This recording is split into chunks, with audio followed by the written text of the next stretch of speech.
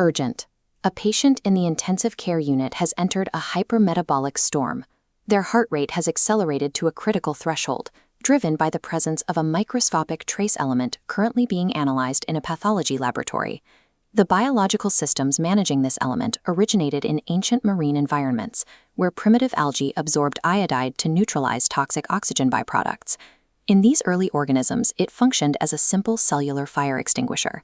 As life grew more complex, nature repurposed this local interaction into a systemic signaling network. This created a massive mismatch of scale, where trace amounts of a single element manage the energy output of the entire body, much like the relatively tiny control rods that govern the reactions inside a nuclear power plant.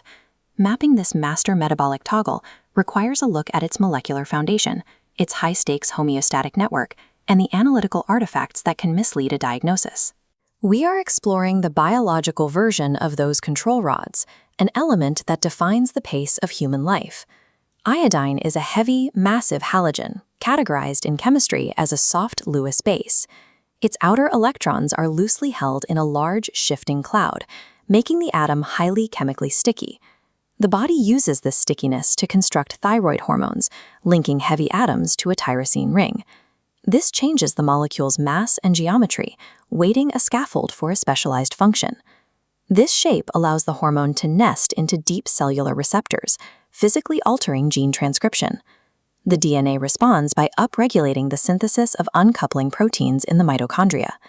These proteins act by creating microscopic leaks in the mitochondrial membrane, forcing the cell to burn fuel at an accelerated rate to maintain its baseline. It effectively cranks up the cellular furnace. Dysmolecular geometry creates the primary physical bottleneck for human metabolism, setting the resting energy expenditure for nearly every cell in the body. The total mass of iodine in the human body is less than a single grain of rice.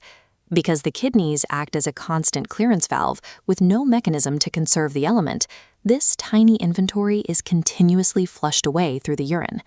To compensate, the thyroid gland operates as a high-energy vacuum.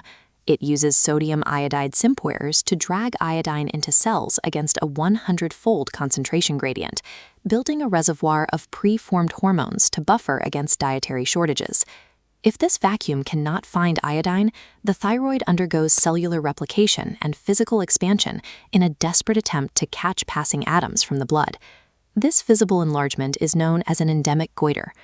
Conversely, a sudden flood of iodine triggers an automated safety response called the Wolff-Chaikoff effect. The excess atoms combine with intracellular lipids to paralyze the assembly line, halting hormone production to protect the body from a hypermetabolic crisis. Pregnancy complicates this balance further. Maternal kidney filtration increases by 50%, accelerating the loss of iodine, while the developing fetal thyroid begins to act as a secondary vacuum, extracting the mother's remaining reserves to build its own neural architecture.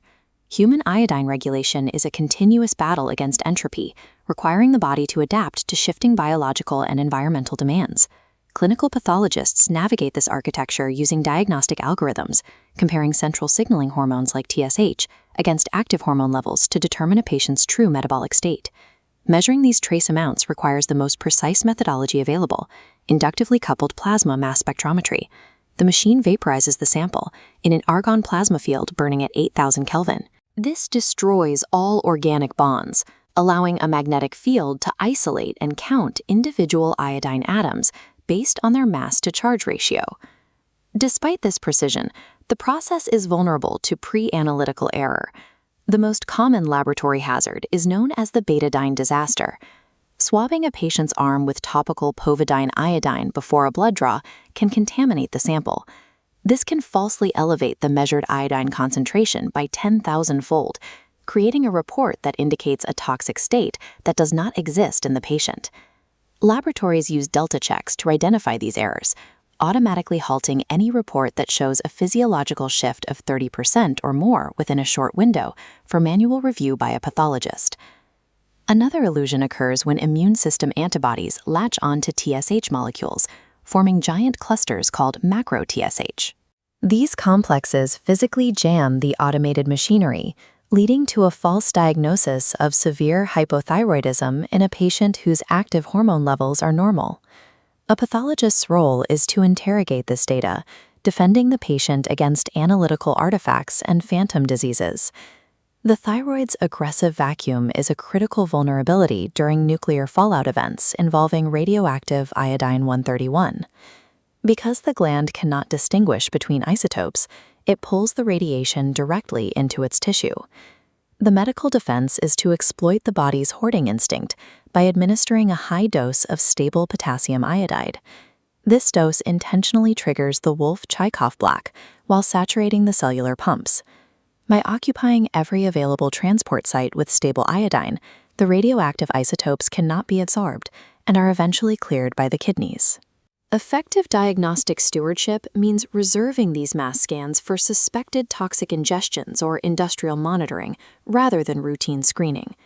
Clinical observations in the ICU show that in cases of severe trauma, the body may intentionally lower its metabolic rate to conserve energy.